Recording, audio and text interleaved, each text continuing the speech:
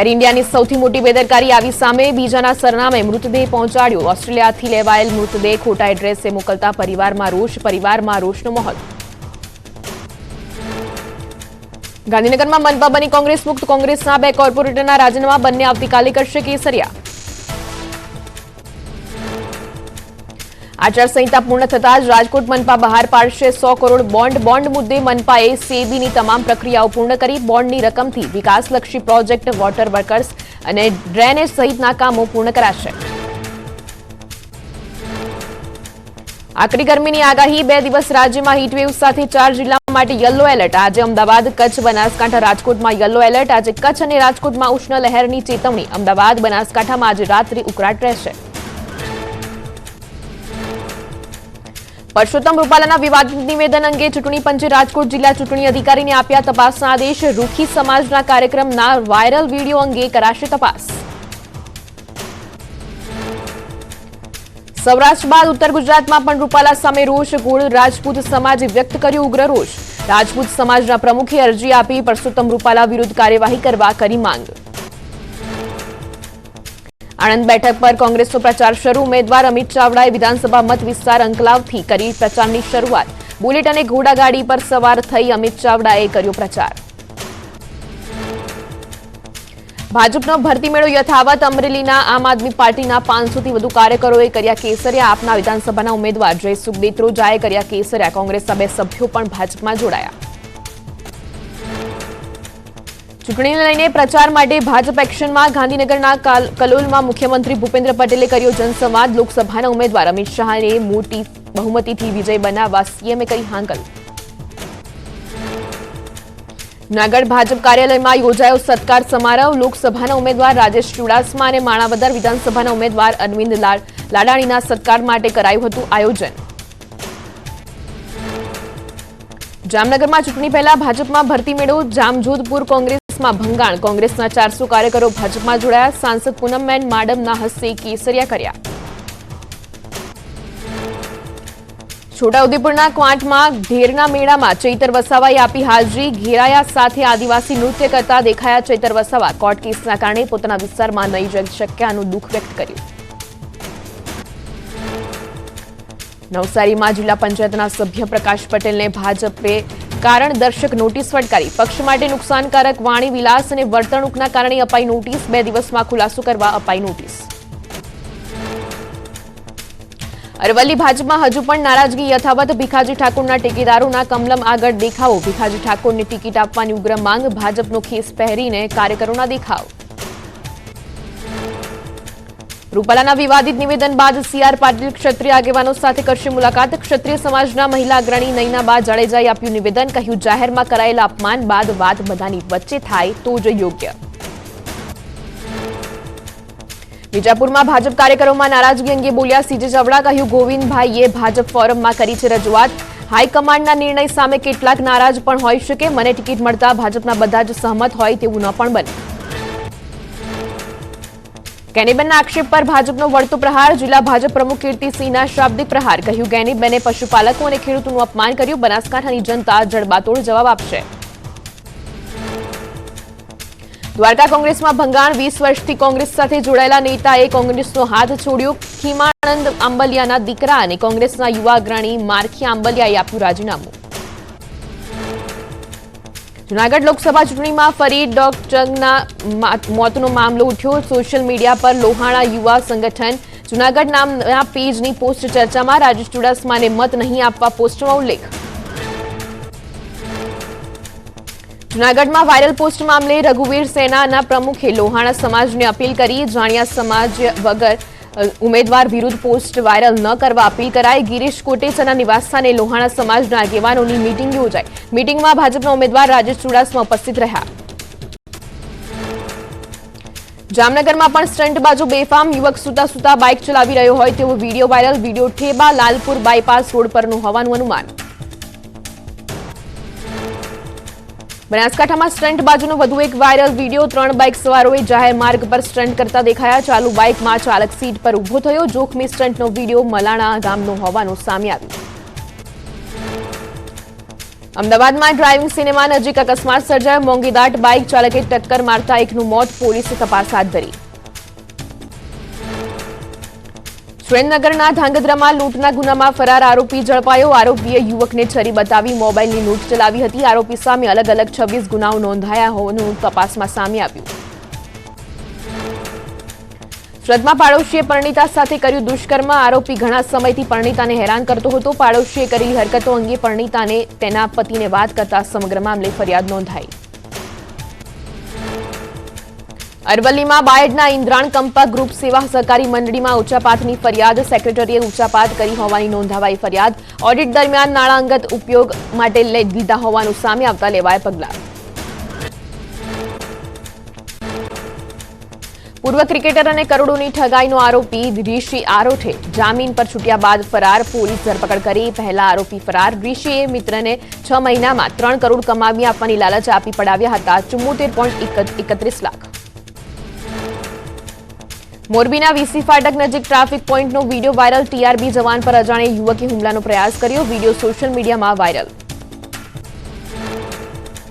સુરતમાં માથાભારે વ્યક્તિ સજ્જુ કોઠારી સામે કાર્યવાહી. ઈડીએ સજ્જુ કોઠારીની 4.29 કરોડની મિલકત ટાંચમાં લીધી. આરોપી વિરુદ્ધ ખંડણીથી લઈને અપહરણ સુધીના 6 કેસ. Listed bootlegger Lalu Sindhi Waghodia sub જેલમાંથી ફરાર. પાસાના હુકમની બજવણી થતા પહેલા જામીન પર જમા કરાવીને છૂમંતર થયો લાલુ સિંધી. બુધવારે જ જામીન પર મુક્ત થયો હતો બુટલેગર.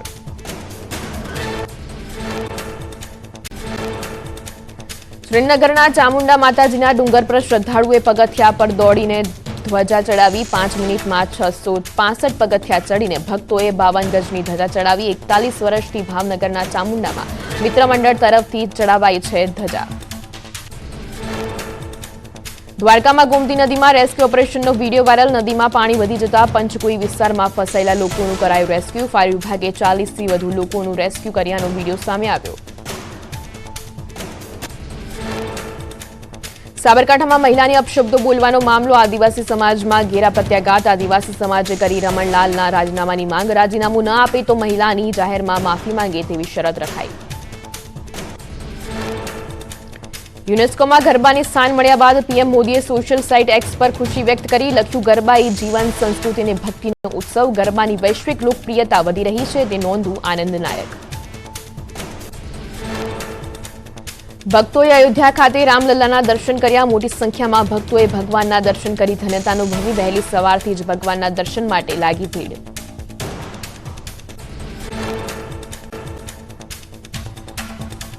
સુરેન્દ્રનગર જિલ્લામાં ઉનાળાની આખરી શરૂઆત. ગરમીનો પારો 41ને પાર પહોંચ્યો. લઘુત્તમ તાપમાન 25.5 સામે મહત્તમ તાપમાન 41.6 નોંધાયું. એક દિવસમાં જ તાપમાનમાં 100 ડિગ્રીનો વધારો ઘટાડો જોવા મળ્યો. મોરબીમાં શાળાનો સમય સવારનો કરવા માટે રાષ્ટ્રીય શૈક્ષિક સંઘે શિક્ષણ સચિવને પત્ર લખ્યો. ગરમીનો પારો વધતા રાજ્યની ઉચ્ચતર અને માધ્યમિક શાળાનો સમય બદલવા માટે માંગ કરાઈ. રાજ્યમાં રોગચાળાએ ફરી માથું ઉંચક્યું. અસારવા સિવિલ હોસ્પિટલમાં HN1ના 5 કેસ નોંધાયા, જ્યારે કોરોનાના 2 કેસ નોંધાયા. હાલ હોસ્પિટલમાં 4 દર્દીઓ સારવાર હેઠળ છે, જેમાંથી 4 દર્દી ગુજરાતના, જ્યારે 1 દર્દી મધ્યપ્રદેશનો છે. બેવડી ઋતુથી રાજકોટમાં રોગચાળો વકર્યો. સ્વાઇન ફ્લૂ જેવા લક્ષણોવાળા સિઝનલ ફ્લૂના કેસમાં સતત વધારો. શહેરના આરોગ્ય કેન્દ્ર પર 1500 જેટલા રોગચાળાના કેસ નોંધાયા. સૌથી વધુ શરદી ઉધરસના 1091 કેસ નોંધાયા.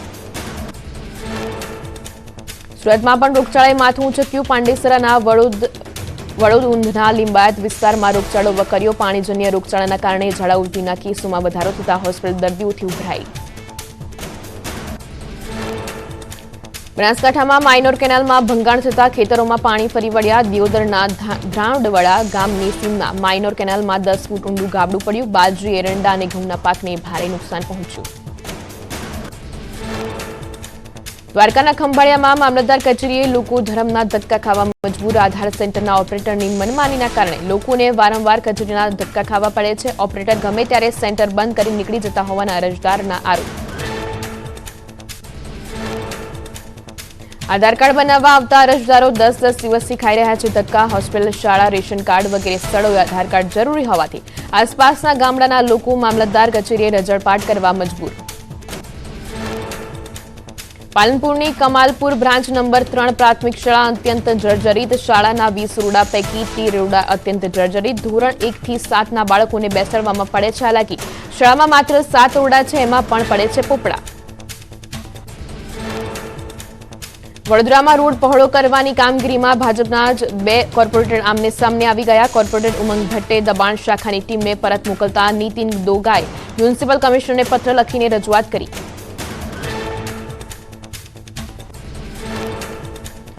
ભાજપ અને કોંગ્રેસના નેતાઓ વચ્ચે ટનાટન ટ્વિટર યુદ્ધ જામ્યું. પરેશ ધાનાણીએ ટ્વીટ કરતા લખ્યું, કમલમમાં કકડાટ જ્યારે કોંગ્રેસ ટનાટન છે.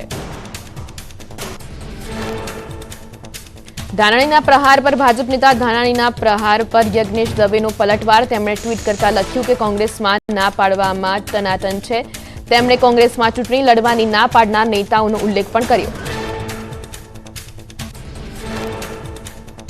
ફરી એકવાર ટ્વિટરથી ભાજપ પર ધાનાણીએ કર્યા કાવ્યાત્મક વાર. ધાનાણીની કવિતામાં ભીખુસિંહ રંજનબેનનો ઉલ્લેખ, નારણભાઈ ધડુક અને નીતિન પટેલ રૂપાણી અને કેસી પટેલ સાથે અન્યાયનો ઉલ્લેખ. ભાજપ અને કોંગ્રેસના નેતાઓનું ટનાટન પોલિટિક્સ. પરેશ ધાનાણી યજ્ઞેશ દવે બાદ હેમાંગ રાવલે ટનાટન કટાક્ષ સાથે કરી પોસ્ટ. ભાજપના આંતરિક વિવાદને આપ્યું ટનાટન કવિતાનું સ્વરૂપ. ભાજપ નેતાઓએ પરત ખેંચેલી ઉમેદવારી મુદ્દે કર્યો કટાક્ષ. પરેશ ધાનાણીના ટ્વીટ પર જયરાજસિંહ પરમારે કર્યા પ્રહાર. કહ્યું, કોંગ્રેસની આ જૂની આદત ચૂંટણી સમય રમે છે. ટ્વિટર ચૂંટણી જીતવા ગામડાઓમાં ફરવું પડે. એસી રૂમમાં બેસીને ટ્વીટ કરવાથી નથી જીતી શકાતી ચૂંટણી. જૂનાગઢ લોકસભા બેઠક પર કોંગ્રેસ ધારાસભ્ય વિમલ ચુડાસમાની પત્નીને ટિકિટ આપવા માંગ. જૂનાગઢમાં પત્રિકાઓ ફરતી થતા ચર્ચાઓ તેજ.